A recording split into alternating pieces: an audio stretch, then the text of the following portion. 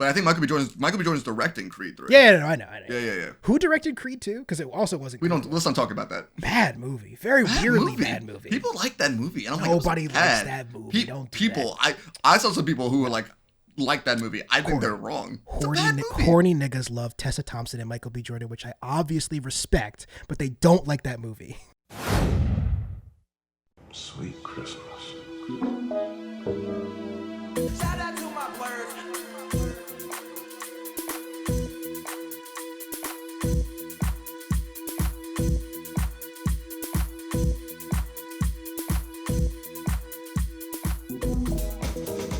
Hello.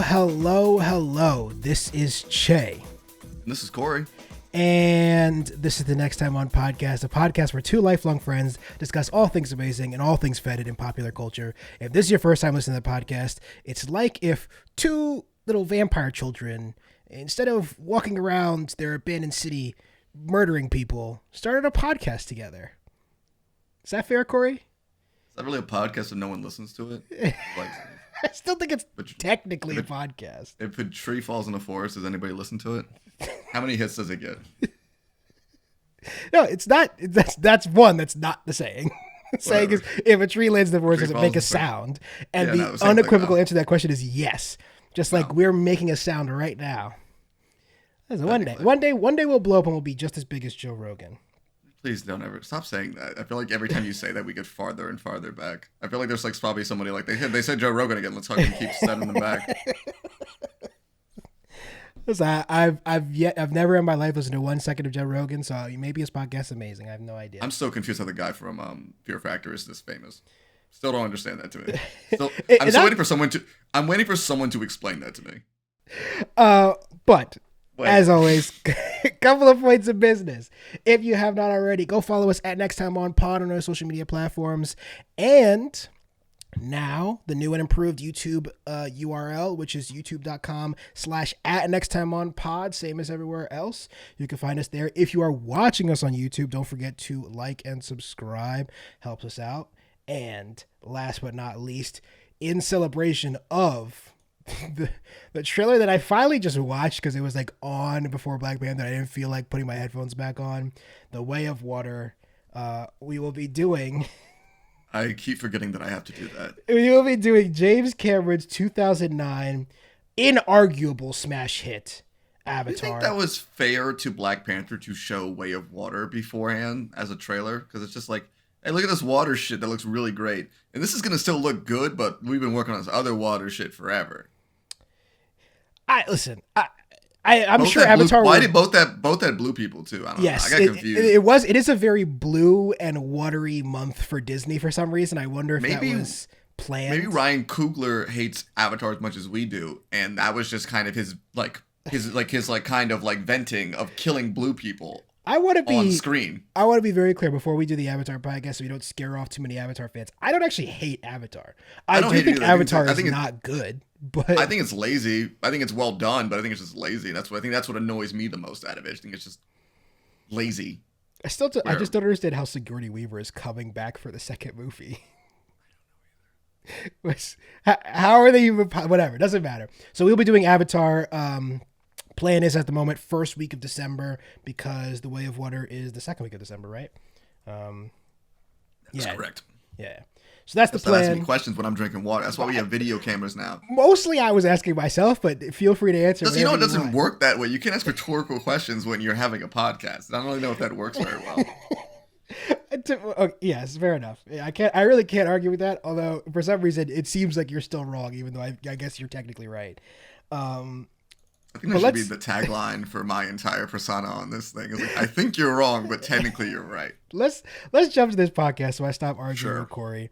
We're going to do the elevator pitches. I'm going to go first because I never go first. I'm just going to preface this elevator pitch by saying a few things. One, movies are sick right now. I keep texting Cory about how many great movies I've been seeing. I'm about to pitch you one of the great movies I've seen. Huh? Cory just remembered that he bought a ticket for tonight to go see a movie, and it is impossible for him to make it right now. What movie? The Banshees. Oh, okay. Just realized I just remembered about it. I bought a ticket for tonight. Completely forgot. Do you Oh, want to well. go to the movie? I can't make it. It's like I literally cannot make it if we stop the podcast right now. I could not make it to the movie theater. Well, Corey's teased my pitch. I will be pitching Banshees in a second. Damn it. But as to not sound like a broken record, I did not make my pitch. I think $20. for the third time this year, Atlanta, which did just end its I'm gonna say unmatched run. The series finale was last week, closing out the Donald Glover led and created show starring Brian Tyree Henry, Lakeith Stanfield, Zazie Beetz. I don't really know why I'm explaining Atlanta to you. If you don't watch Atlanta, I don't really know what's wrong with you. I was waiting to see where you were going. With I that. I don't really know what I could say to you that's going to convince you to watch maybe the greatest television show ever. And I'm going to stick by that until they release Mad Men 2, I guess. I don't know. But Well, Che, thanks for spoiling what I'm working on right now. Sorry, guys. I'm buying tickets to the menu now to make myself feel better. to the menu on Thursday? I'm seeing it Friday. I cannot wait. I'm going to see that next week. Oh my God. Looks so sick. Either way, my pitch, 1 minute on the clock. All right. So as Corey teased by buying a ticket to a movie and then completely forgetting about it, I am pitching The Banshees of Inisherin. This is the fourth feature-length film by British-Irish filmmaker Martin McDonagh, who has done In Bruges, Seven Psychopaths, Three Billboards, and now The Banshees of Inisherin, which is sort of a spiritual sequel to In Bruges, once again starring Colin Farrell and Brendan Gleeson as an unlikely friendship, and it goes wrong, much like it did in Bruges, although this is in a much different way and in a much darker way than In Bruges, which is also a dark comedy, the same as Banshees of Inisherin, but this is, I think, even more dark. And of McDonagh's four similarly tonal films, this is by far the bleakest of them, and also, which says a lot about me, the one that I think I enjoyed the most. It's definitely between this and In Bruges, which I just adore both those movies. Well, guys, actually, the good news was it's actually Triangle of Sadness. It wasn't the Oh, another sick movie. Corey, Corey, great. I love when Corey listens to my recommendations, though. It actually makes me feel really good. I told Corey to see that movie, and Triangle of Sadness is bonkers. Have you seen his other movie, The Square? No, I actually haven't. Yeah, Really? What's the next one? It's gonna be fucking The Circle? Actually, it's already a movie with Tom Hanks. So based off of a book, right?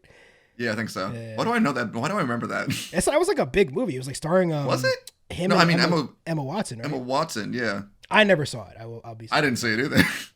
It was a big movie that nobody saw. Yeah, but Ruben Ostlund, who did Triangles of Sadness, is it also did The Square a few years ago, which I absolutely loved. I still think The Square maybe is better as far as like scathing rebuke on our capitalist society, but Triangle of Sadness is way more on the nose in that it's literally a movie where there's a scene where a bunch of rich people like vomit themselves to death. I mean, they do show that in the trailer. I feel like if anything, it seems to be, and I wonder if I can set this up for myself, a double feature between Triangles of Sadness and The Menu.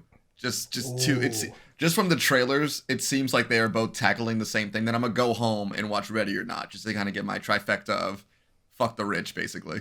Yeah, I'm big into that idea. All right, you want to give your pitch? Sure.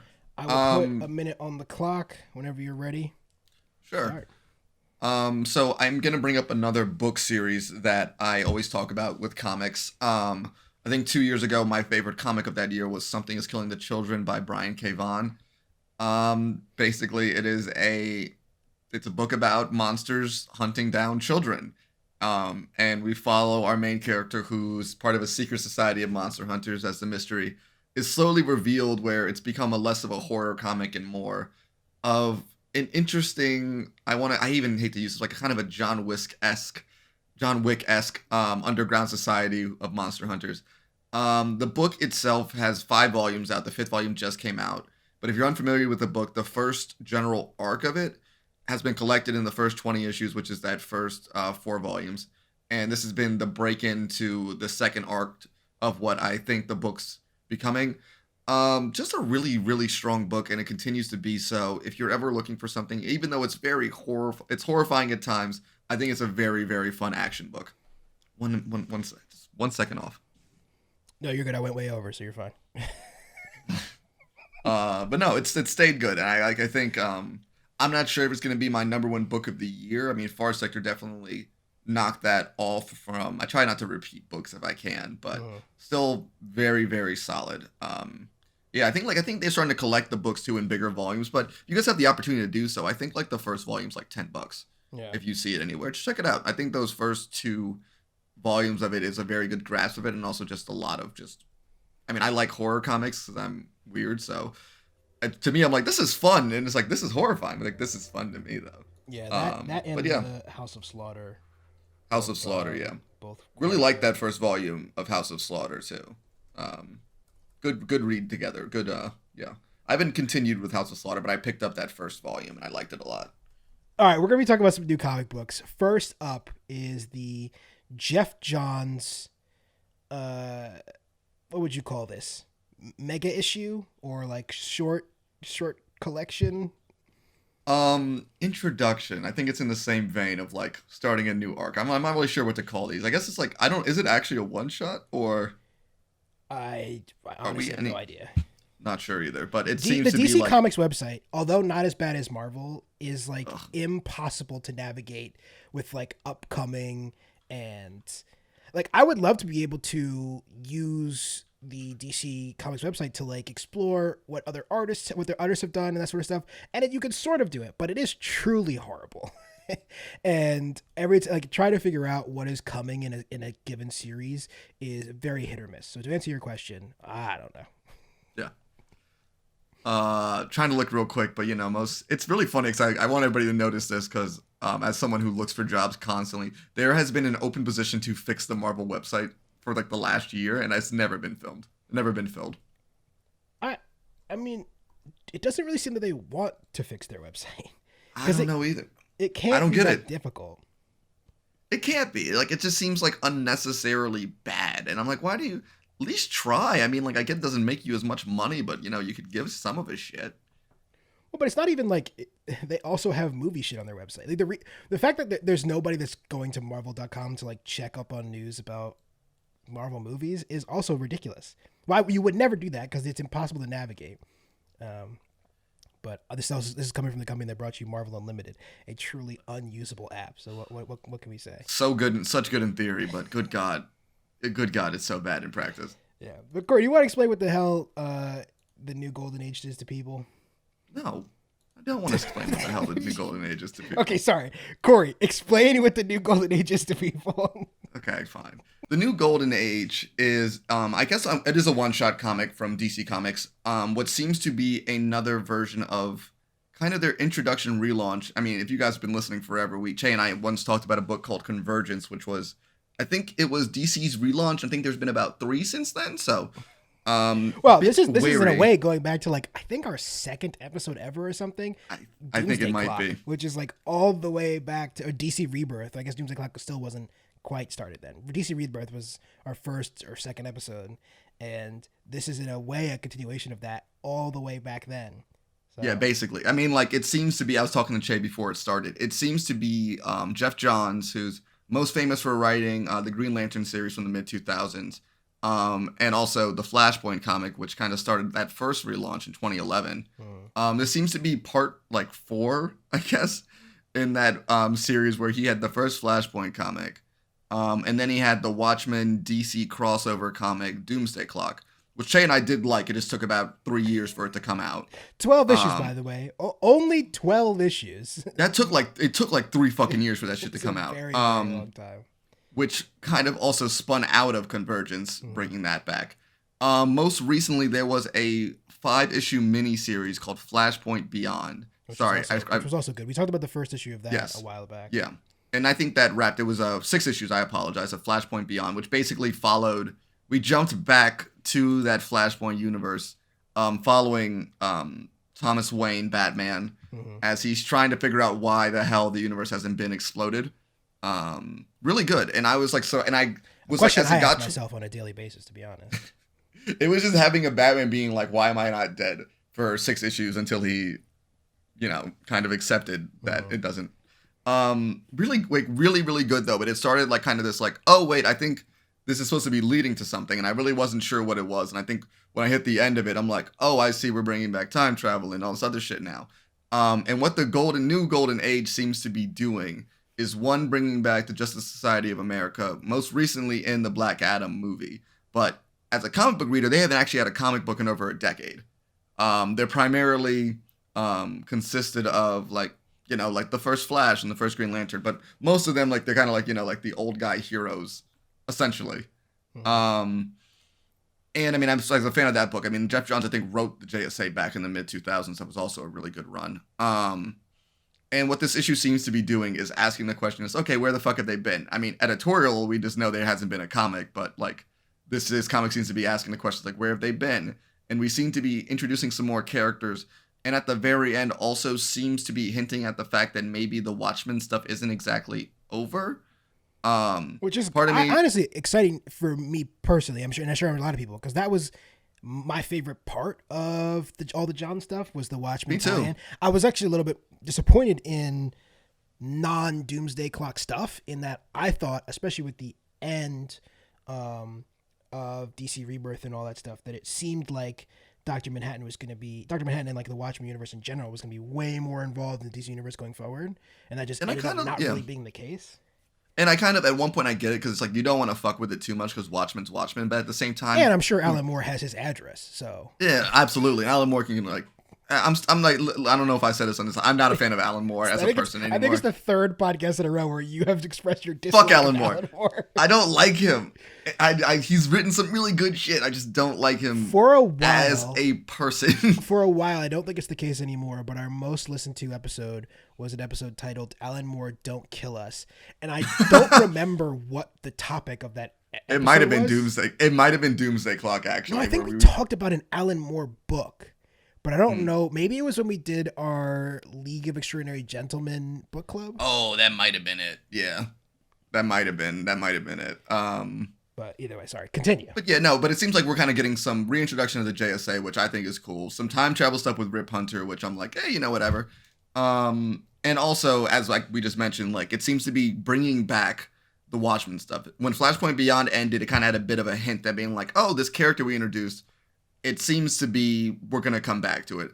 And with these bigger books, and like one of the things I feel like I mentioned when talking about both Marvel and DC Comics is this whole like I think it's why the MCU works so well too. It's like when you kind of get this hint at something very big happening and this whole overarching and like you're using all the parts of the universe to make this very interesting story. And it seems to me at least with this, and I kind of said the same thing with Convergence, where I was like, this is interesting than in Dr. Manhattan. And it seems to be a kind of a similar point of Convergence, where I actually did like Convergence and Rebirth, because there was a lot of really great comics we got out of that. We got like the Superman by Gleason, and a lot of really awesome books came out of that. It seems like now Geoff Johns doesn't have as big of a push within DC, but now it seems like I think we got like 3 books coming out. I think we have a new JSA book, a new Stargirl book, and a bunch of other shit. And I'm just kind of at this point very interested to see where he's going with this.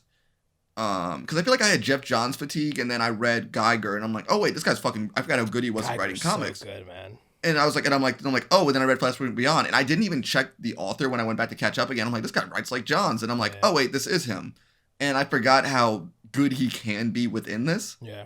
And at least to me, like the new Golden Age was like, okay, referencing these characters again, but it also seems like we might be doing something kind of interesting. And as Che was mentioning, like I was very, I mean, I don't really know what the general feeling is towards Doomsday Clock. I know it was pretty well received, but I'm not sure how well received it was in like the whole like bringing Watchmen characters or the ideas. We joke a lot, but I think a big part of the problem that book didn't hit the way it could have, considering the quality, is because it took too fucking long. It did, and I think there was a plan. I think we even had that theory around that time where like we felt like there was a plan to come out of that, but editorially it just took too damn long to come out, and they were just kind of spinning their wheels for a while.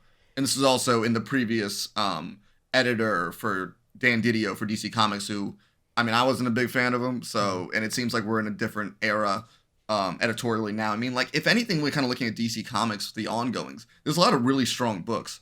And I'm kind of hoping whoever, like, lets this ride out with, and it seems to be kind of like, honestly, I think Flashpoint Beyond seemed to me to be like the direct follow-up to Doomsday Clock. Yeah. In this new era, it's like all those promises at the end of Doomsday Clock where it's like, the Justice Society is here, and everyone's like, why the fuck is it, like, where the fuck did they come from? Like, what the fuck is this about? And like, there's don't really, in DC Comics, we're like, well, forget all that shit, and just like ignored it until like just now. Yeah. I don't really know why this became a rant about me being upset about DC editorial once again, but.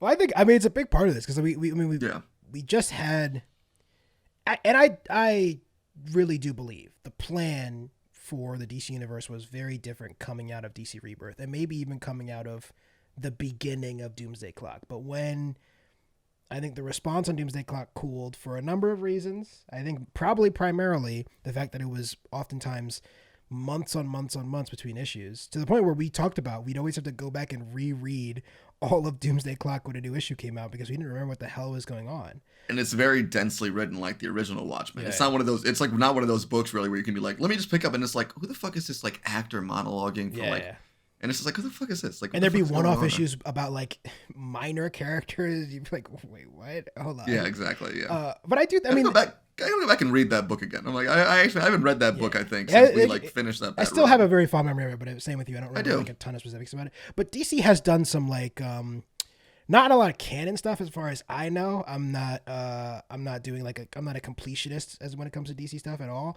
But they have done more Watchmen tie-in stuff. One of my favorites, I think probably my favorite actually, was the Tom King book from a year ago, started in 2020 but ended last year, the Rorschach book, which is yeah, that was really good, one of the best DC books of the last few years. So I think a lot has come of this. It's still maybe not what I thought it was going to be, but inarguably, and again, we've talked about this a lot on the podcast too, inarguably DC has been doing a lot more interesting stuff with their comics than Marvel has, and it's hard not to compare the two of them. So if you're doing a lot of stuff that I'm really enjoying, and like this book itself, like I told Cory before we started the podcast, I don't really know what the fuck is going on, but John's is like a great writer. Like I enjoyed this book a lot. I thought it was really interesting.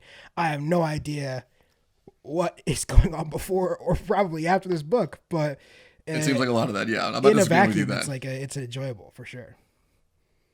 Yeah, and I'm excited to see where John's takes us on this, like kind of like, yeah, I don't know. I mean, like I'm interested to see him back on an ongoing again. I think it's been a long time since he's had a DC ongoing, and it's very clear that he's been wanting to get back and do the Justice Society. And I'm hoping that he, like, with his kind of like free reign. I mean, we saw how great his Green Lantern run was with not having any kind of like super constraint editorial power over it.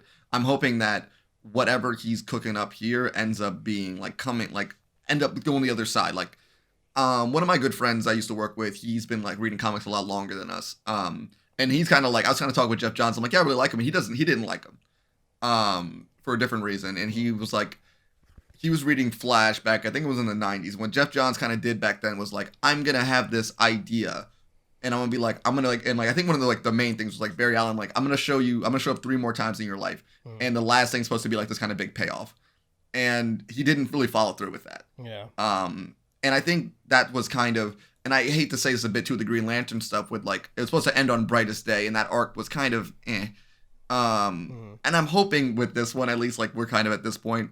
I got faith in the dude, but I'm hoping that this whole spinning wheels, and I mean, shit, this entire idea has been kind of like cooking since we started doing this podcast, that like, whatever whatever he's doing, and I like the end of Doomsday Clock, but even at the end of Doomsday Clock, it was just like, Doomsday Clock's over. Now we have this Superman kid with Dr. Manhattan powers, and I'm like, are we gonna follow up on that? Like, what's gonna go on there? And I'm hoping that the payoff is good. I mean, we've seen it with the Watchmen TV show, and now with the comics, it's like, it's such a fun thing to dip back into because it's this kind of mythic grail for comics. Yeah. And it's like, you can handle it, you gotta handle it with like kid gloves, basically, because if you fuck it up, you fuck it up. But it can be loaded, honestly. It can be like, we've seen this go really, really wrong before, a la the fucking Watchmen movie for one. Yeah. Two, like before Watchmen is a disaster. Those books are We don't not talk, yeah. good. But yeah, to your point about Johns, and I guess your friend's point about Johns, he's inarguably, I think, a much more refined writer than he used to be.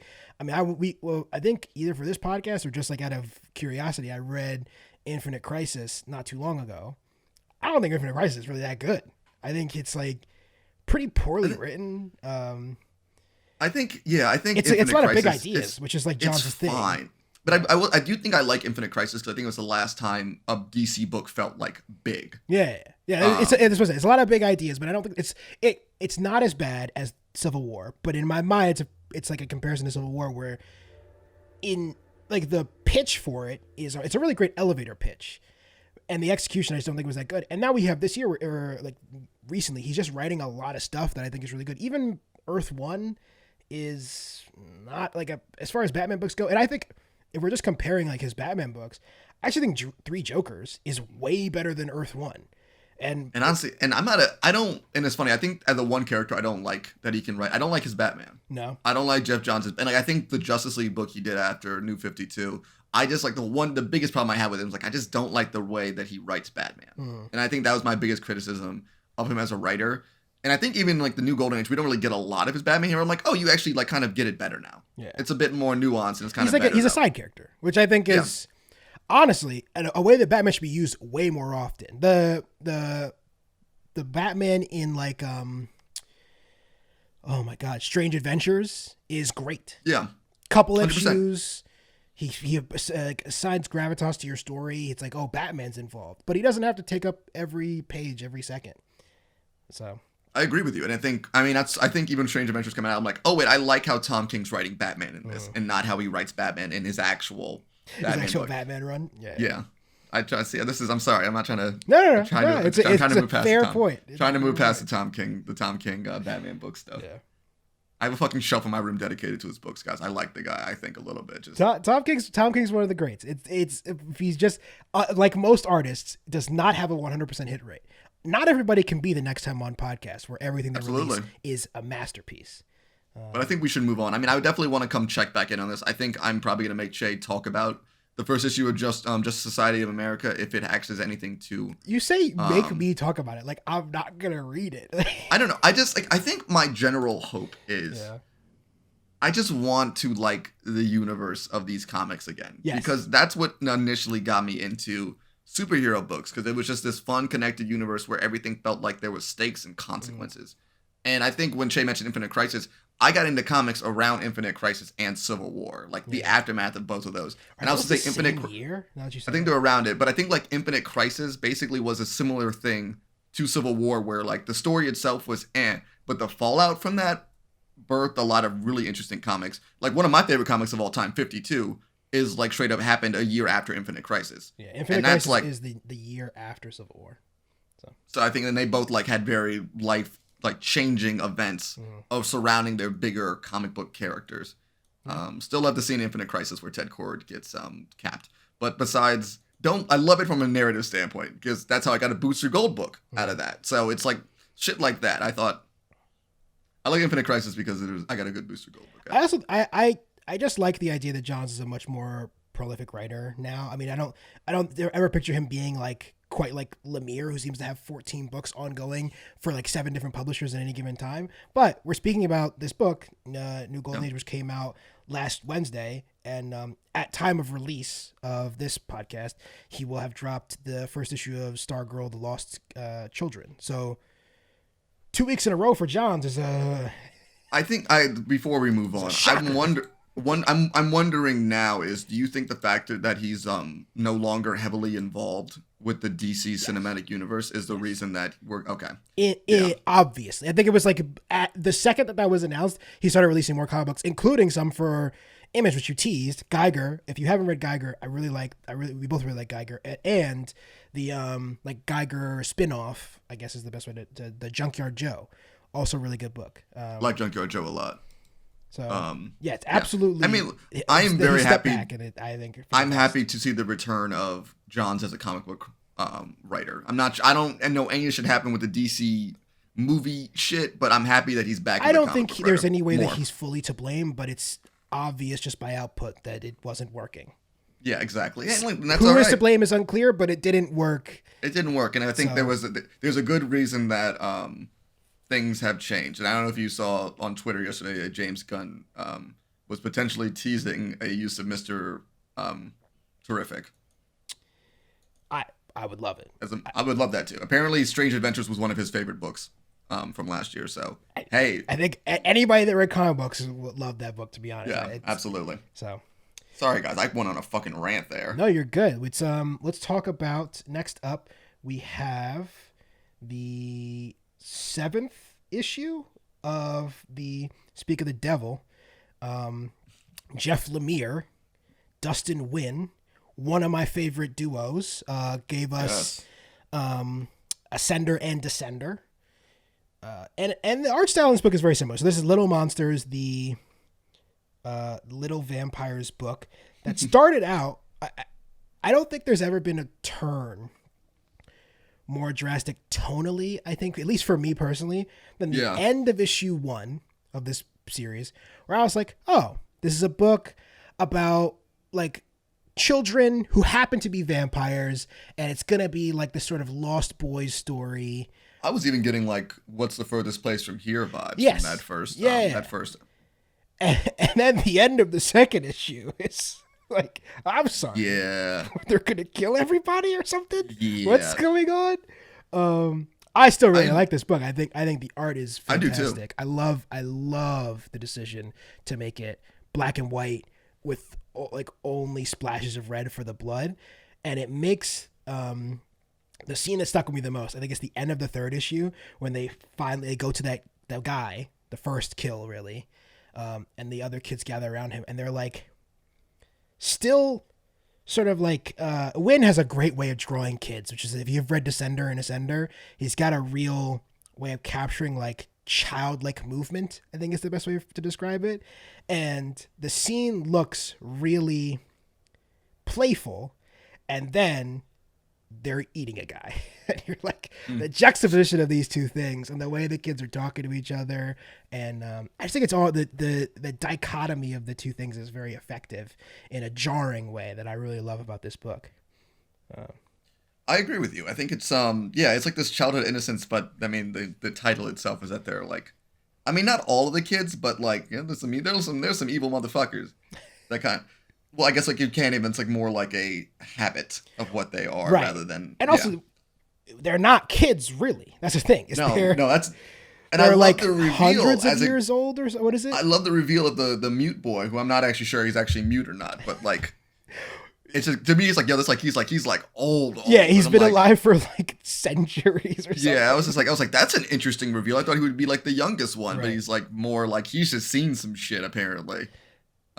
Yeah, I mean, Lemire, as much as we love to joke about how like we hate how good he is at this, he just has this knack for little details in his story that are really effective. And that detail of like the small kid who seems the most innocent, who seems the most helpless when you first start reading the book, is actually the one who's been around the longest and has survived the most, deadly, has been, you know, they're when he gets lost in the second issue or like goes off, all the other kids are like, don't worry, he's outlived all of us, he'll be fine. It's just great. It's like, yeah. I forget who it is, like I forget what the exact term was, but I just finished up a book by Robert McKee on writing.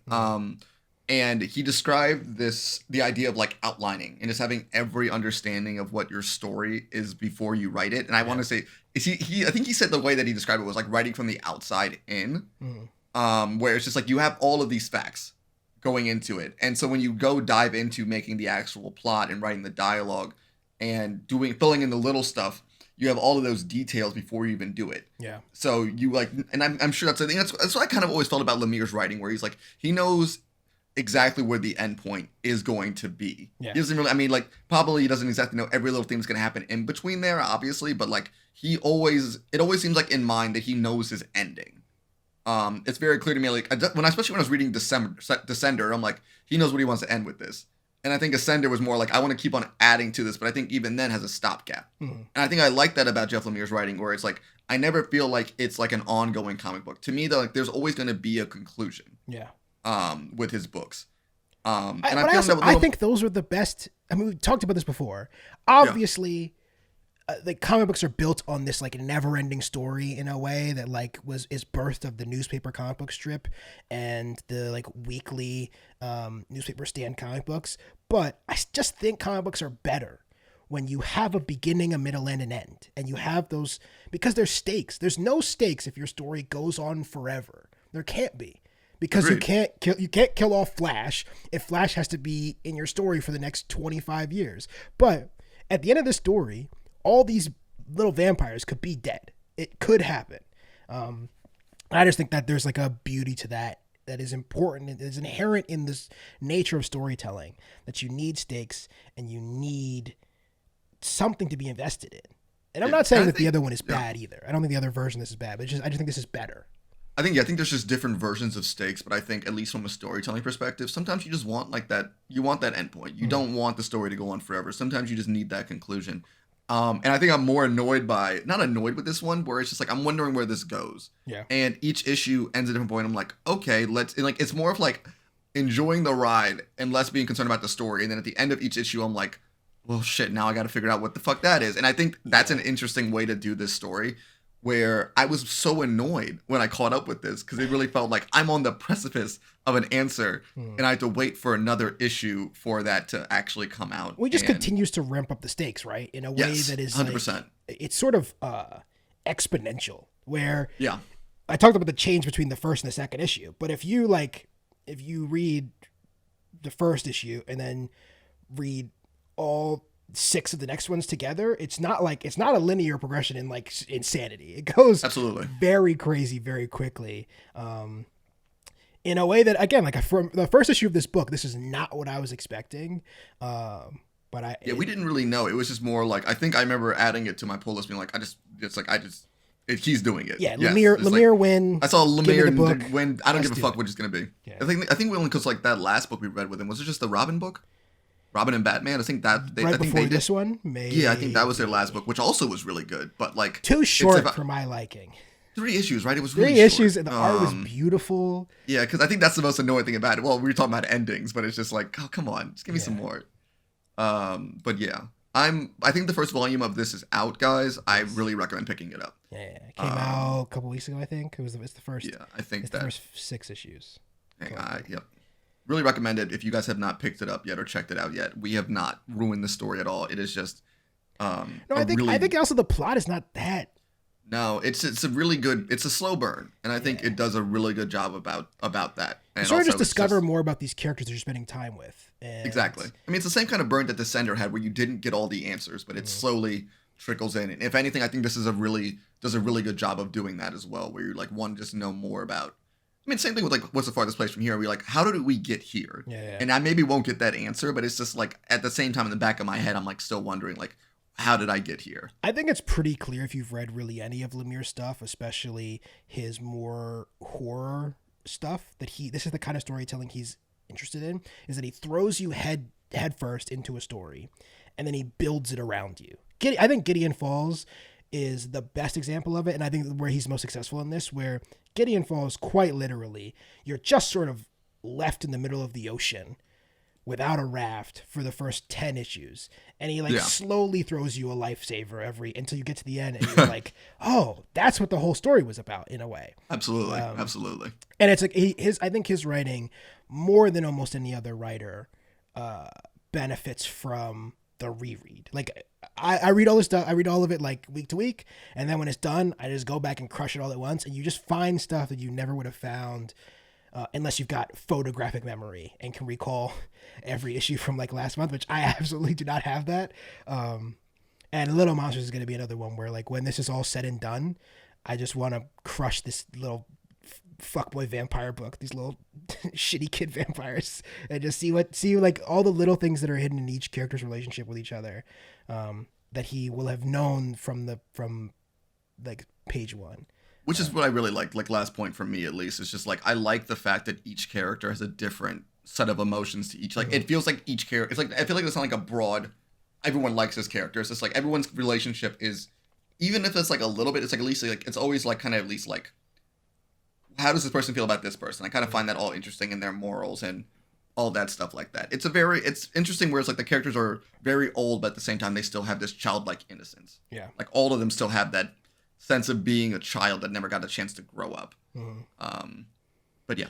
Yeah, because in a way, even though they've all been alive forever, they have only been surrounded by children for there was no need for them to actually years, and you're like, grow. They don't have to go through puberty. It's just like you just can stay like yeah. And it's less of a hell like it is in Stillwater, which is still one of the scariest fucking. It's such a clean concept, though. I love the idea of it. Gotta check back in on that too at some point. All right, we're going to go to break really quick and talk about Time Before Time when we get back. I mean, money can't just make people appear. Excuse me. I'm looking for Troy Barnes. Pierce Hawthorne sent me. Hey, Troy. Hi. I'm LeVar Burton.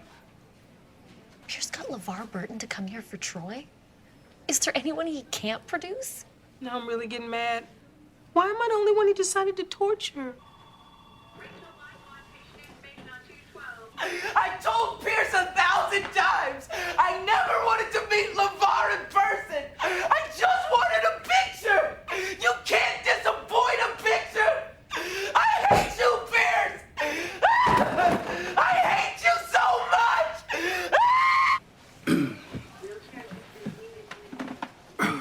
And we're back. What's up? All right. It is time to talk about the Declan Shalvey, I think. Good job. And Rory McConville sci-fi crime epic that I have been enjoying for, I think, 2 years now. Started in early 2021, or maybe as far back as 2020. Art by Joe Palmer, color by Chris O'Halloran.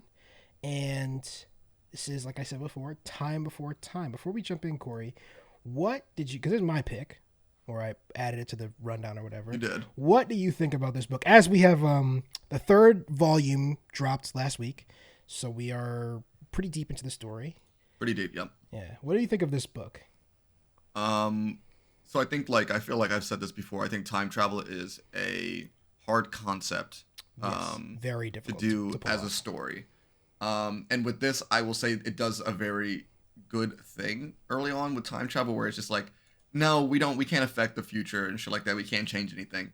And even though the story itself, we don't know how like true that is. I haven't gotten to the point where I got a headache from it, which I feel like happens a lot. Or they're trying to like avoid time paradoxes or some shit like that. It's very much just like, this person's in this time period. It's not necessarily important about what's going on while they're in that time period. It's just more about like, people are scattered throughout a linear timeline and everyone has their own goal.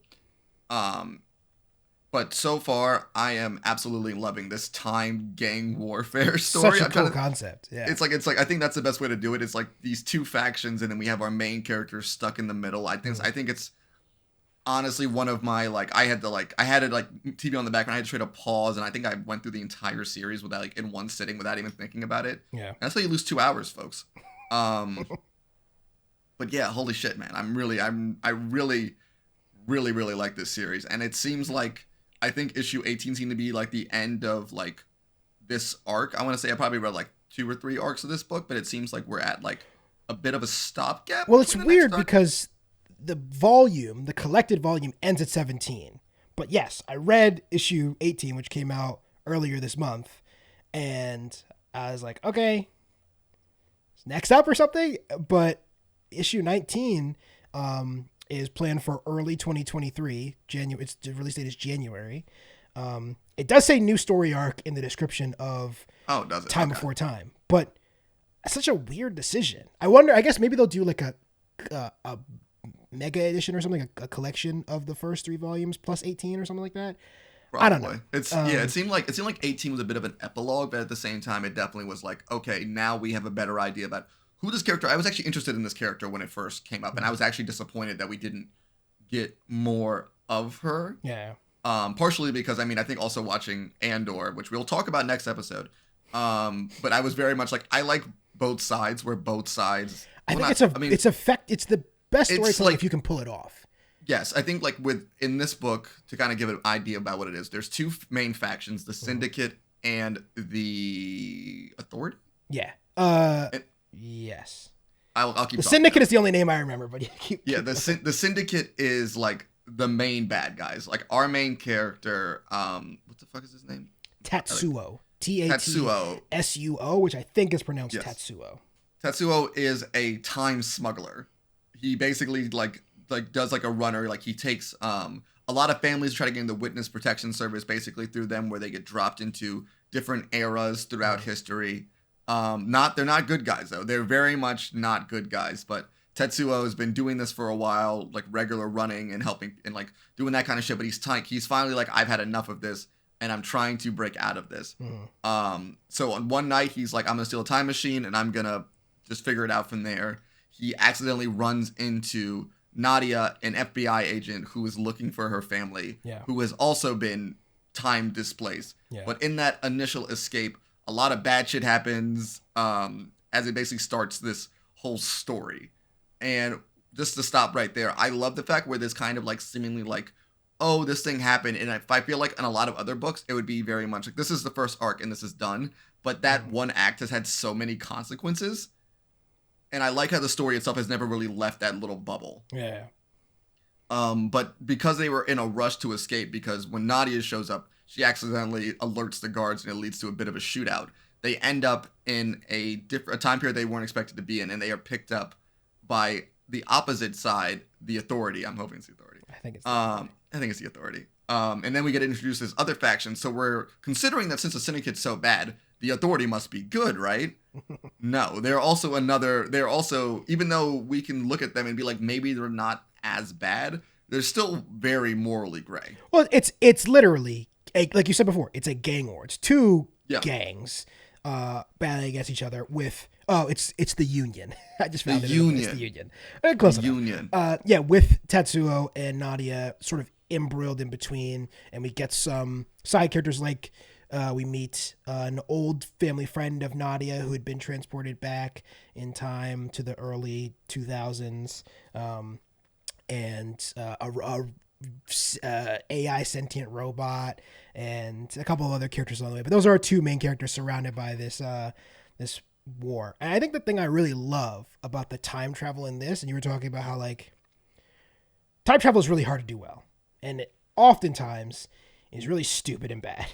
Yeah. And usually it gets really stupid and bad when the author tries to like outthink their audience and like tries to explain everything. And I think that's a really good point about it. It's like there's like rules about it, but the rules are more about the transportation and less about being like, you can't run into yourself or some shit like that. It doesn't necessarily seem like the only thing that we like are told, and we don't know how true this is or not, that you can't change time travel.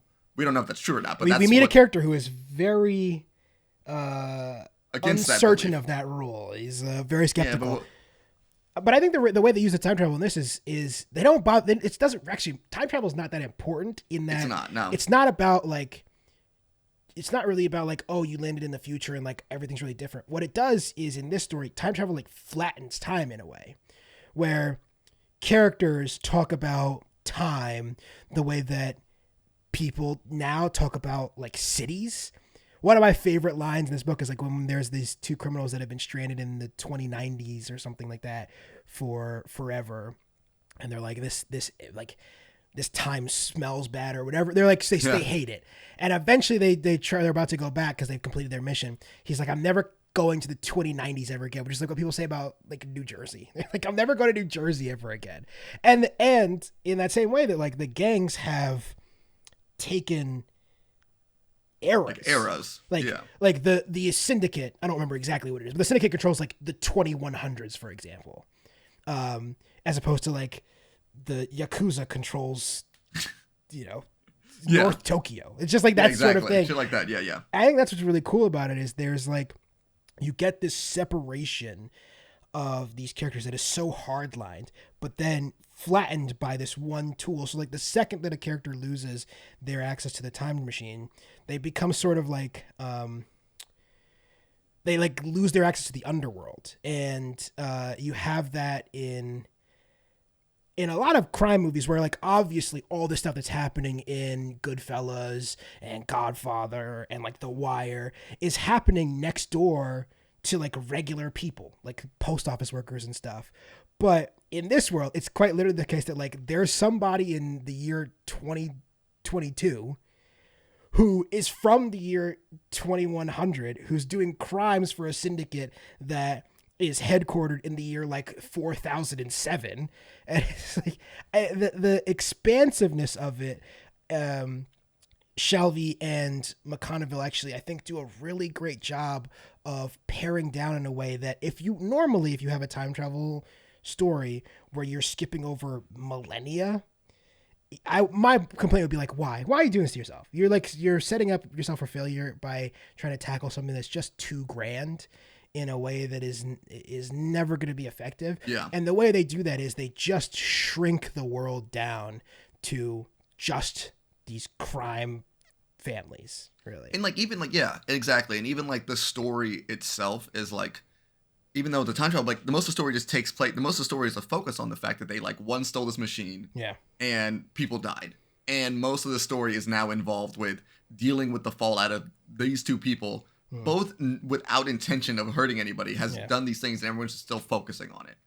And no, like I mean, I was referencing Andor in the sense where I felt like in the show Andor, it seems like in the grand scale of Star Wars, it's such a small little act, but that small little act has been focused on, and how it like would actually feel like, oh, this would actually kind of feels realistic because this is a big deal. Yeah. And I do like that, like even like 18 issues on, and we're starting to spread out from our two main characters, started getting introduced to side characters, and as like this unintentional thing has basically escalated into becoming a gang war through a bit of misunderstandings, honestly. Like a bit of misunderstandings and accidents have led to a gang and war. like unlucky timing where like all of this, well, again, timing is a weird thing to say when this, but like unlucky timing for our narrative storyline at the very least, where all of this is happening or is kicked off at the same time as there is a power struggle in the syndicate. And that exacerbates all of this tenfold, really, is you have this true like pretty boy rich like dickhead as the villain in this book, which I think is again really effective in juxtaposition to Nadia and Tetsuo, who couldn't be more normal and likable characters. I also think that's another thing that's really effective about this book is you just have two main characters, especially Tetsuo, because Nadia she's the main character, but we spend more time with Tetsuo really, who are just really likable and like I don't always need my characters to be nice or fun. And I think that's what I kind of like about him though, because he's like, I mean, he is nice, but it's very clear a guy who's like, he's a guilty, and like I like it though because he has a guilty conscience, and he's very much like, I'm not necessarily trying to do good, but I'm like, he's like, do you think I'm a nice person? I think that was a really interesting way to look at it, where he's like, I'm still struggling with doing this thing. He's still very much looking out for himself. Yeah. But I think Andor is actually a really good parallel to that. Is like this character who's been pulled into this world of crime, not because holy shit, they're very similar. Yeah, didn't even realize that until you started talking. They're like, about good God, there's a lot of things that are very similar between like these two. Yeah, it gets pulled into this world of crime not because of greed or like a desire to do violence or something like that, what you see with some criminal characters in fiction and I guess in real life, but out of necessity, and once he's in, he can't get out. And that's the thing, is that this book actually starts with him trying to like quit. He's trying to get out of the syndicate, and like people, like he's being told by all the people around him, like, yeah, they're not gonna let you. They're not gonna let you go. Like he's like an indentured servant. He's paying off a debt to the syndicate. And that's why I think that keeps expanding. So he's like, you're there forever, basically. Yeah. So you're not really like, That's why I think that issue 6, where we get a like a one-off exploration of one of the people that's brought back in time by a syndicate member, and like how his life has just gone to shit because of like the smallest little thing, and how this is not like a victimless crime that Tatsuo is participating in. That placement of that issue and the ending in particular, which is like pretty violent. Most of this book is not really that violent, but the ending of that issue is quite harsh to read. That's a very harsh one. Really effective, I think, for the arc of especially that first volume, because I think 6 closes out the first volume of these 3. I wish I could tell you I read them all. I bought them all on like as just single issues, so I couldn't even tell you. I only remember because they very vividly, or sorry, specifically like change colors. So actually no, 6 starts the second volume. So it's 1 through 5 is the yellow covers. I'm looking at my comic book shelf now. 1 through 5 is the yellow covers, which is the first volume, and then 6 kicks off the blue covers, which is the next 5. But yeah, I've just been really enjoying this book. I'm really happy that you put it on the list because I very much have been enjoying it. I think one of my favorite just kind of character moments / writing implements for Tatsuo is just like I didn't think it was going to be a big deal because I think they're smuggling a family back in time, and he promises them that they could bring along like I want to say their extra kid without paying or whatever. Yeah. And he's like, why can't we do this? Issue 2 or something early on, yeah. And I was like immediately like the guy, but at the same time, it's also like, oh, this guy's kind of like a little bit of a dick, where it's just like why can't we bring the family back with us? And she's just basically like, no, it's against the rules. And he's like, oh, come on, I don't think it's that big. He's like, it's not that big. Why don't you put up your share of it then? And he just keeps silent. And she's like, yeah, I thought so. Yeah. And I thought that was he's like, clearly he wants to do better, but at the same time, he's still covering his ass, which builds for a great character because you can just see that arc happening. Yeah. And even Nadia, we're like, Nadia's a good character, but at the same time, Nadia doesn't need to have any growth. She has a mission. She's looking for her family. I hate to say this, but she's an officer she's an FBI officer, so we have to assume that she's someone who follows the law. So we kind of already know her character. Yeah. Going into it, but so and it seems like her character is going to get a lot more of an exploration. Yeah. In the next coming issues, and also I love Kevin. Great addition to the cast. Love that extra comic relief. But yeah, man, no, I'm excited to keep reading the series. I really, really liked it. Yeah, I think I agree with everything you're saying. Just very effective. Really liking sort of all the decisions they're making. And I didn't know a ton about either of these writers before I picked the book up. I'm actually not even really sure what prompted me in the first place to pick it up. Rory McConville's done some Spawn books, it looks like, based on his image page, and then apparently did a book with Joe Plummer from last year called Write It in Blood, which the cover looks familiar, but I don't remember if I read it or not. And I don't know. It's no surprise here, guys, but Che and I are not big Spawn guys. I don't think I've ever actually. I think I've ever actually read a Spawn comic. I'm not saying it's a diss to Spawn. I'm just never fucking. Read it. I don't know anything about it. That's the thing. Not a diss because I literally don't know anything about it. Except for I think I've seen the Spawn movie. The movie scared the shit out of me as a child. So all I remember is like I don't want to participate in that. That's Michael Jai White, right? Is it? Yeah, it is. It is? Yeah. Wow. Michael Jai White, John Leguizamo, and Martin I didn't know that. Which is quite the cast. Wow. I know that Keith David voiced him in the HBO show, and I've been like meaning to get around to watch that purely because of my love for Keith David. But yeah. I will shout out Declan Shalvey, who one of the co-writers of this book, has a new image book that started a couple months ago. Only 2 issues in, Old Dog, that is also quite good. And he's doing the art and the writing for that. So it's not, at least so far, like this. Not at all similar to this, like plot-wise, really. But I will wait for that first volume to come out, then I will definitely check that out because these two have won me. This entire creative team has definitely won me over to keep an eye out for their future projects. Yeah, and we'll almost certainly check back in once the new story arc gets fully underway in the new year, so be on the lookout for that. Anything else to say about Time Before Time, Corey, before we talk about this, take a break and talk about Black Panther? No, nothing else for me. All right, we'll be back in a second. You want to know how I got these scars? My father was a drinker and a fiend. And one night, he goes off crazier than usual. Mommy gets the kitchen knife to defend herself. He doesn't like that. Not one bit. So, me watching, he takes the knife to her, laughing while he does it. He turns to me and he says, "Why so serious?" He comes at me with the knife. "Why so serious?" He sticks the blade in my mouth. "Let's put a smile on that face." And we're back.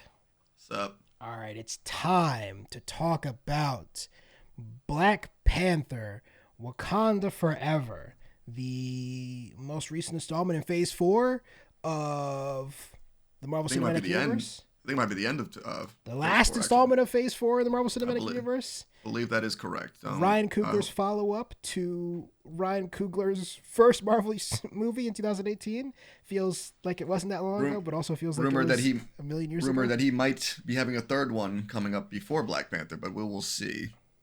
Before Avengers. The rumor is that he might. There's a rumor that he might be doing Secret Wars. Interesting.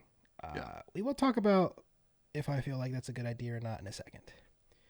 Where do we want to jump on this conversation about Black Panther, Corey? Because we didn't really talk about how we want to tackle this, but should we just do our initial thoughts first on this? I mean, I feel like if you're listening to this, you probably if you're listening to this point, guys, obviously. Yeah, that's why this is at the end. If you haven't seen Black Panther, we're not going to be doing our general plot breakdown like we've always done, though. But I guess let's just. But there will be spoilers, so if you don't want spoilers and you haven't watched Black Panther, go away.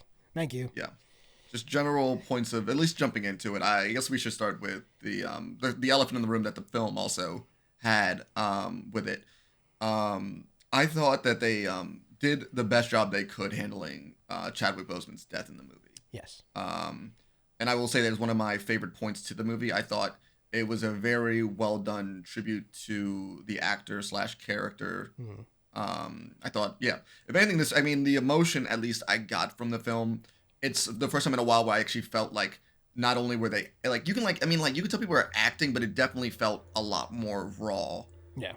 Especially with Angela Bassett, who I thought stole the show in every scene that she was in. I think Angela Bassett is incredible in this movie, and I understand. Yeah, narratively why to kill her off. But disagree. Right there with you. It's just like fucking Aunt May. It's the same shit with Aunt May where I'm like, I understand why you did it, but at the same time, I don't like that. Well, it's the same thing with Killmonger. Why do this? Same thing with Killmonger. That's exactly correct. Why do this when you don't have to? Because honestly, because it's so rare where you see someone actually drown and die in a movie. Yeah. But the moment where I'm both of them are drowning, I'm like, oh shit, they're not gonna bring they both can't come back. But we know for a fact Ironheart is not dying in this movie. So. Riri's not dying. She'll be back. We know that for sure. She's a TV show coming up. Right. But your ass ain't coming back, ain't you? Yeah, I'm in agreement. We cope with humor, everybody. I'm in agreement with you there that I think especially the opening and the closing moments of this movie. Talking about mid-credit scene, or what do you think? You talking about No, I mean literally the montage of him and her and Shuri sitting on the beach. I think those are very effective tributes. And I will say this: my thoughts on this movie is, if we're grading on a curve, this movie is a masterpiece because in all accounts, this movie should not have been good. There's no reason this movie should have worked. And I was talking with my roommate on the way out, and I saw it opening night, so I've been thinking about it since then. And I think you have to put it on a curve. No. Yes. Yeah, no, but I see what they wanted to do. I definitely see the components of how this would be an interesting story with the involvement of T'Challa. But they clearly had an idea, and then they had to throw out a lot of that idea and make this narratively work, which I think is a very, very difficult thing. And I think by the end of the film, there's definitely a bit of chatter about why they let the film was where they left it. Because I don't believe that Letitia Wright is going to be a centerpiece in the MCU going forward after this. I was surprised at how open-ended they left it, though. I'm not. Literally, but I thought they were going to make a call on it to close this movie out. Yeah, no, I think, yeah, I'm not surprised they didn't do that, because I think part of what is a thing now, and as we were just talking about time travel recently, they're going to pull some time travel shenanigans and shit like that to age up T'Challa's son to take over at some point. I think that is just what's going to happen. Yeah. There's going to be T'Challa and... To be honest, I texted you this after the movie. People in my theater were losing their mind at this mid-roll scene that I thought was like, interesting decision. I think I would have liked it better if it was one of the existing characters. I think my dream, and by the end of the movie it was clear this wasn't going to happen because she wasn't really a character in this, was that this movie was going to position Michaela Cole as the successor to the Black Panther throne. Not the throne, sorry, but like literally the successor to Black Panther. And she's just not that much of a character. The Annika, she gets like the other one of the super suits. I gotta say, man, I was honestly genuinely surprised how much you were on that boat. I didn't get that vibe at all, honestly. Like, I mean, before going to the movie, I was surprised how little they used her because that's the thing. She's a way bigger star than the amount of time she is. But I'm not surprised though. But I thought if not her, why not M'Baku? Not M'Baku. I don't think M'Baku works as a Black Panther because he's just a great comic He relief. does, and I also like. I like the fact that he has his own. There's a different religious sect. Yeah. And it'd be kind of weird that he's Black Panther now, but like it's like he changes the religion just to do this one thing. I'm like, if not, make him. Honestly, I'm pretty okay with him basically being the surrogate king. Yeah. I guess, and I'm like, that's cool. Like, that's fine. No, I would Okoye, who has, I think, the best arc in this movie. I think so her too. character arc is the most interesting by far, mostly because and Shuri's character arc is just a copy and paste of Namor's, which is literally the point. And we get the overlapping imagery at the end where they beat us over the head with the point of the movie, which I hate when movies do that, but I mean, whatever. It's a Marvel movie. I get it. Yeah.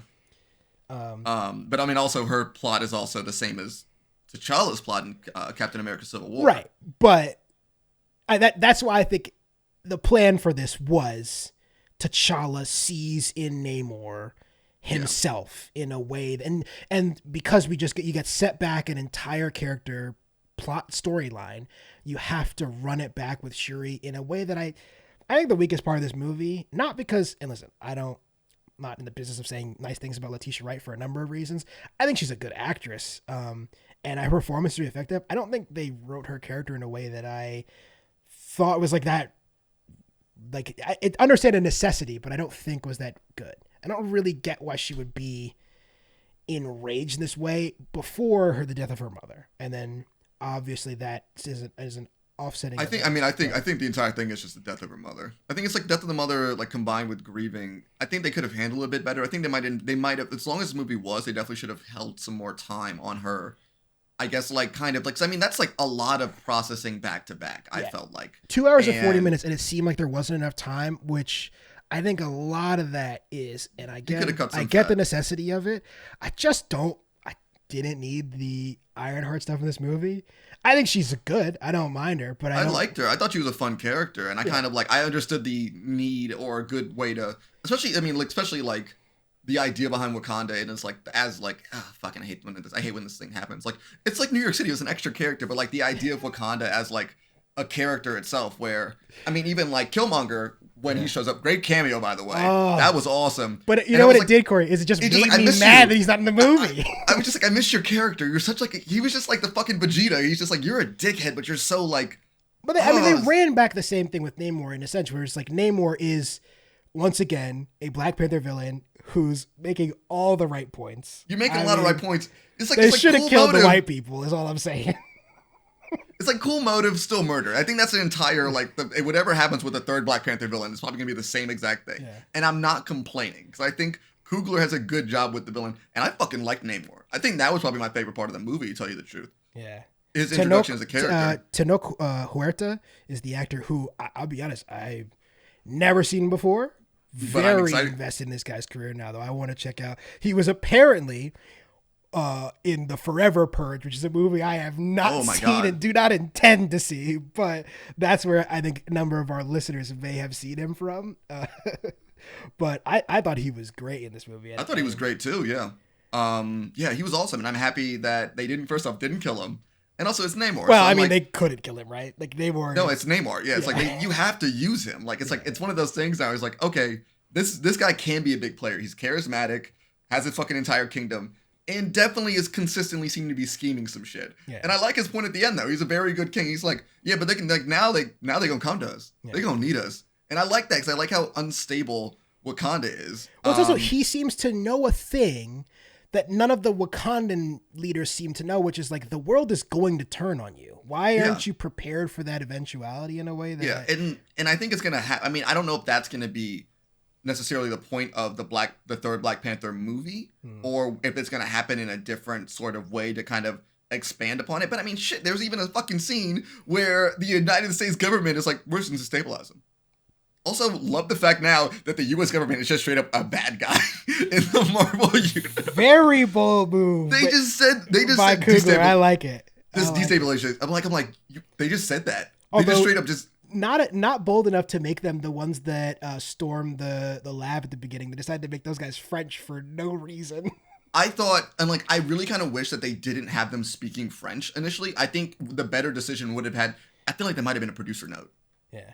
That might have been an ADR note because the way it was. For sure. They're like, we can't have people think this is the U.S. government. What's wrong with Exactly. Because we're like, you're already going to call them the bad guys already. Because I was like, the way they shot it, I was like, and I didn't even hear them speaking French. And I was like, I complimented them on that with my friends. I saw it afterwards. Like, I really like the fact that they left it ambiguous between, is it the French or the Americans who sent the soldiers in?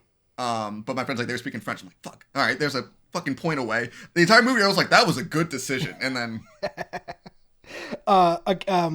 Great use of our girl Julia Louis-Dreyfus as building up her Fontaine. I think this is kind of finally we're kind of understanding. I mean, we finally know who her fucking character is. Apparently, the director of the CIA. Is that it? Was the CIA, right? She definitely wasn't the director of the CIA in Black Widow, right? That's not what her role was. I guess maybe that's what it is. It's supposed to be. And she's not doing like government shit. She's like in the shadow. I guess that's what the director of the CIA is supposed to be. I guess what it's supposed to be like. It's like I think it's like Nega Nick Fury. It's like the opposite of Nick Fury. And yeah, but the thing about Shield is like they're sort of whatever. I mean, yes, fine. Well, fine. Shield was supposed to be the good government agency, but turns out they're all Nazis. And now the CIA is already was evil. Never supposed to be a good government agency, and it turns out they're all Nazis. Exactly. Shocker.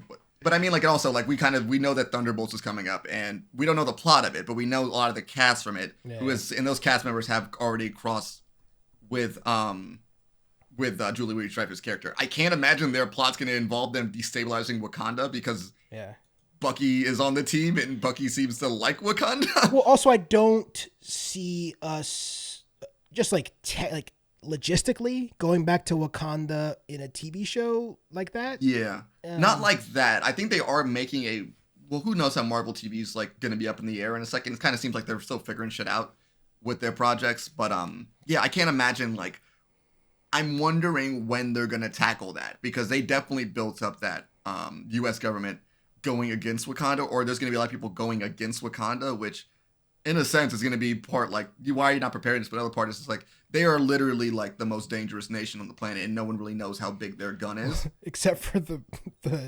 Tolokans.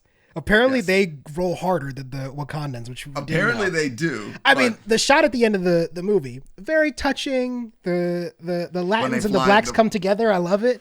But there was 8 niggas left on that boat. Let's be very clear. No, they were they lost. It was like the Wakandans fucking it's like, okay, like, also part of it's just like, listen, I'm not one to criticize wartime strategies. No, don't fight a fish in the water. What are you doing? That's exactly what I was going to say. If you're going to fight, why would you go on a boat in the Atlantic? You don't go to them. You don't take the battle to them. It doesn't make any sense. As soon as that she said that in the meeting, I was like, she needs to be impeached right now. This is the dumbest plan of all time. Oh no, she's a really bad leader, and if that's what, like, I'm really happy that she wasn't like at the end. So I'm like, you made a bad decision. A shit ton of people got killed, and you did diplomacy, but you also did diplomacy while also burning the shit out of him. Well, that's the other thing. He was like, he won. She was like, he wouldn't have killed me, but like. No. Winston Duke is the only one that made a good point, which is like, we shouldn't kill him because this will set off never-ending war between our two nations. That's true. And that's why she didn't kill him, not because of like mercy or whatever the fuck. No, and I like that. I mean, I do like the fact that there's like, that's why I like M'Baku as a character, because first off, he was like, let's murder him. Then he gets punched in the chest once, and he's like, maybe that's not a chill idea. Well, for a second, I was like, is this how M'Baku's going out? I thought thought he was so dead. mad. Yeah, I mean, like he fucking like caved in all of his shit. I guess we have to assume it's vibranium, but like, Yeah, no, I think that's even, but, but that's like even much. vibranium with like wood on top of it for some reason. Yeah, for some reason, plot. I think a lot of the this is a classic Marvel movie for me, where acts 1 and 2 I think are like near flawless execution of, again, grading on a curve what they had and what this movie had to be, and then act 3 is when it all sort of starts to fall apart for me, up to and including the part where the last 10 minutes literally up until the montage, which again, as soon as Shuri sits down on that beach, I think that part is great, beautiful, well done.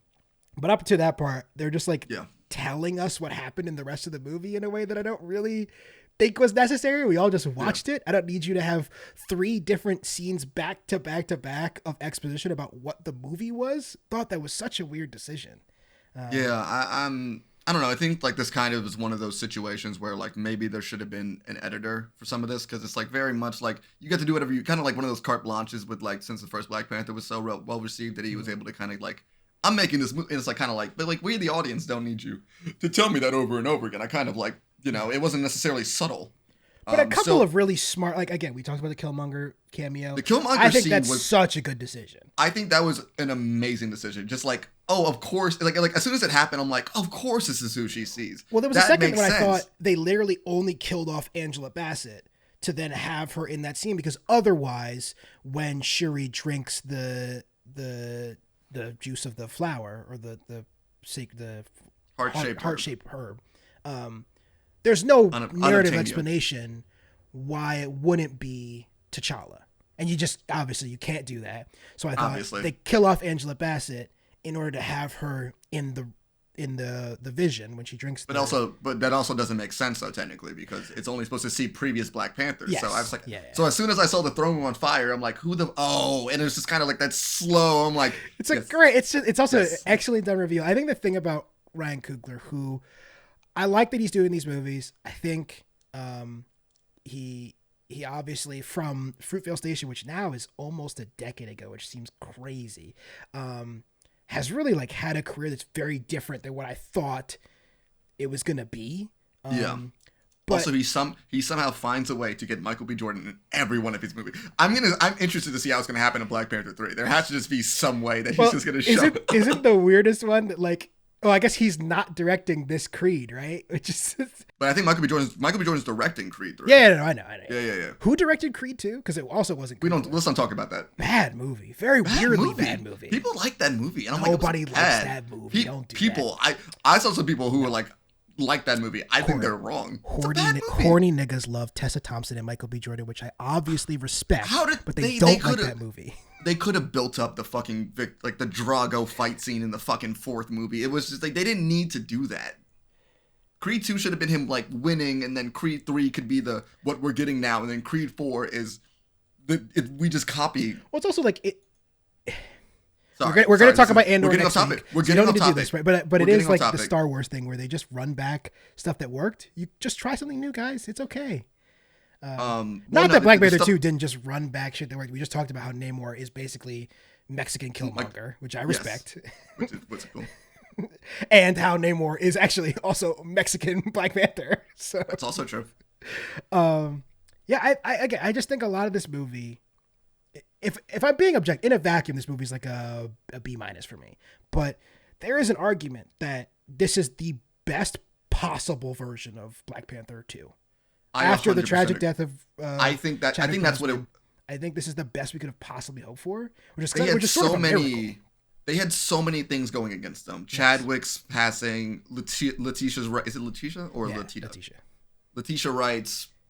Although they didn't seem to like that, she was in a lot of this movie for somebody who's been wild on the internet. But I think it's just one of those things, though. It's like they already wrote the script, and she was just like, "I'm gonna say some crazy shit," and they're like, "Come on, man! Like we're already like." come on, basically. But they should have just audible, and then had this been the Winston Duke movie. That shit. I think that might be Black Panther 3. But yeah, I don't think they will. As much as I would love it, I don't think they'll pass over the keys to Winston Duke. No. I think there might. I think he should be heavily involved in whatever future. They just gotta have more Winston Duke. He's so good. He's great. He's great. And I'll say this: I did not think in all the stuff I've seen Winston Duke in. I love him. I think he's a great actor. I think he's, other than Lupita Nyong'o, who maybe is the best performance in 2019, is the best part of Us by a wide margin. Oh yeah, I forgot that they're both in that. That's sorry, I forgot that. I forgot about that. Well, it's very much riding the high of Black Panther. It's 2019, so I think they probably got cast immediately after Black Panther. And Jordan Peele was like, I want to make this action movie or this horror movie with big stars. And they were like hot names at the time. I get it. Absolutely. I did not think he had in him a performance like that scene where he's talking to Shuri in the throne room alone. Yeah. I thought that scene was so good for so many reasons. I thought, first off, his acting was great. And I like the fact that like Shuri's character rejected it.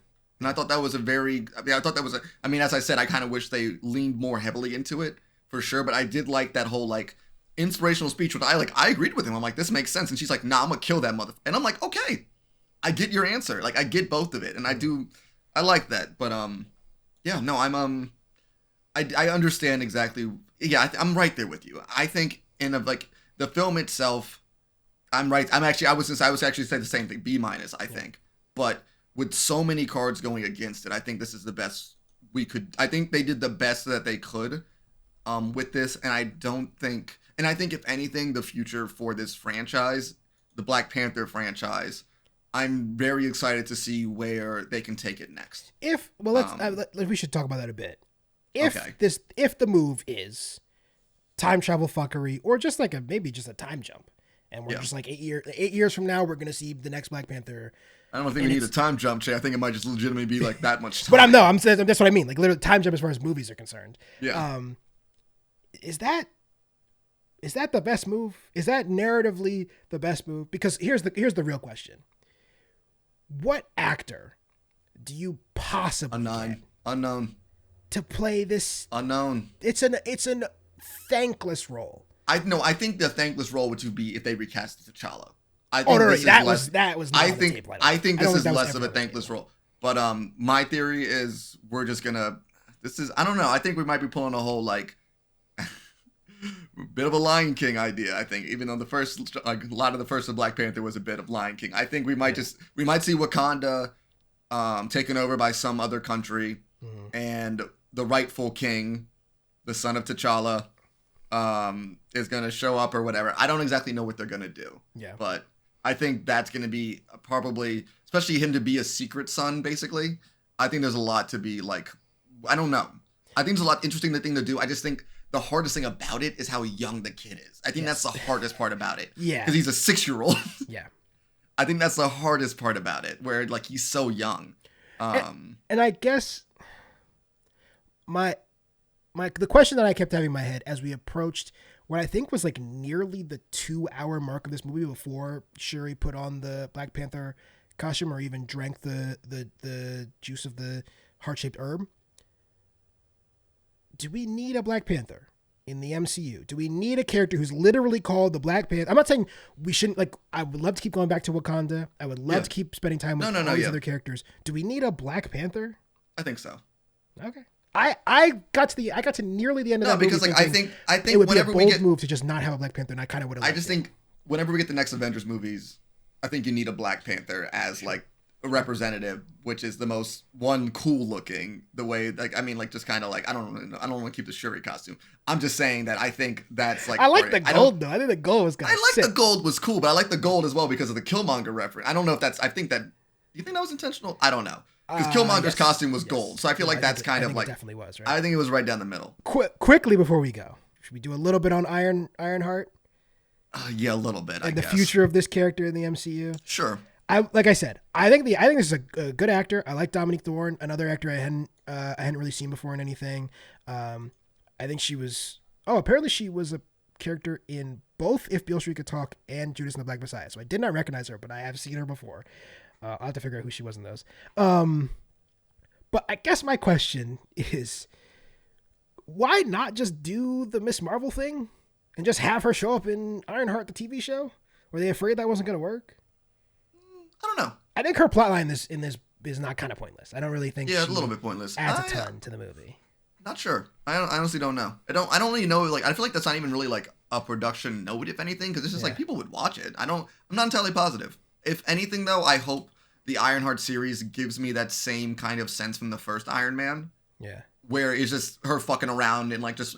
I forget how much fun those 40 minutes were of him just trying to figure out the suit. It's maybe still the best 40 minutes in MCU history. It's so much fun. It's him just fucking around by himself though, and I'm hoping flying into concrete walls and shit. Yeah, it's great. But it's great. And I do like the whole like idea of making her like kind of like resembling Tony Stark, like just kind of some of the notes from it, like she is a fucking muscle car and like shit like that. It's just like a little bit of hints as a way to be like kind of like referencing this character who's no longer a part of the MCU and also evolving into that. Yeah. I'm hopeful that I'm right there with you. I think I think it was kind of like weird to include her in this because I really did feel like she wasn't necessary to it. No. But at the same time, I mean, if anything though, I'm happy that I got introduced to this character and we kind of can just hit the ground running because I did like the character and I'm excited to see her TV show. Yeah, but, I have absolutely no criticisms on Thorne's performance or the character, except by the end of Ironheart, we need to get her a way cooler suit because her Iron Man suit is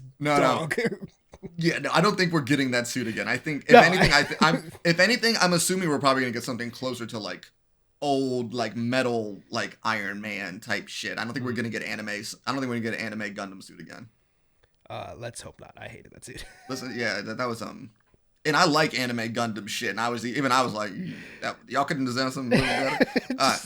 Anything else to say about Black Panther: Wakanda Forever before we go, Corey? Nope. No, I don't think we have anything to say. If you're listening to this, I don't have a recommendation because you're probably gonna see it. So it's like one of those things like you're gonna see it, but these are our thoughts. Nothing else to say though from me. Yep.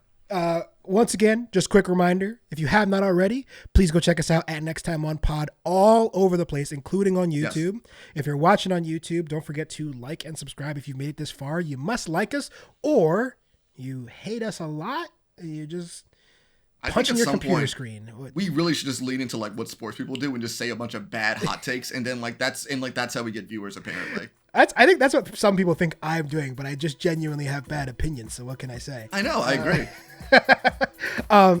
Just don't forget, we're doing Avatar for the Bad Movie Club if you're watching along. And I've been Che. I've been Corey. We'll see you guys next time. Bye.